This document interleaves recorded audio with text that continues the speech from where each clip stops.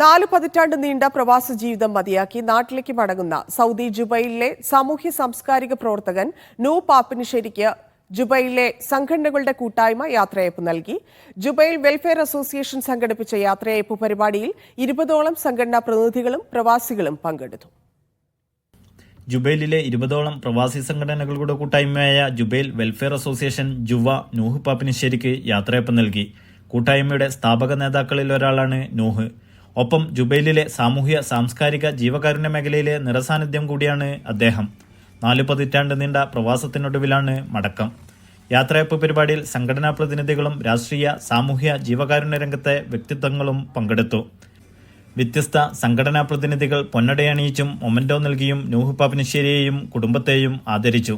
Ashraf Muvattupuzha, Najeeb Naseer, Rafi Hudawi, Umesh Kalarikkal, Naushad P K, Abdul Rauf, doctor Jousheed, Thomas Mamoodan, doctor Shanthirekha, Niyas Narakath എന്നിവർക്ക് പുറമെ മാധ്യമപ്രവർത്തകർ, ഇന്ത്യൻ എംബസി, സോഷ്യൽ വർക്കേഴ്സ്, മറ്റു കൂട്ടായ്മ പ്രതിനിധികൾ എന്നിവർ ആശംസയർപ്പിച്ച് സംസാരിച്ചു.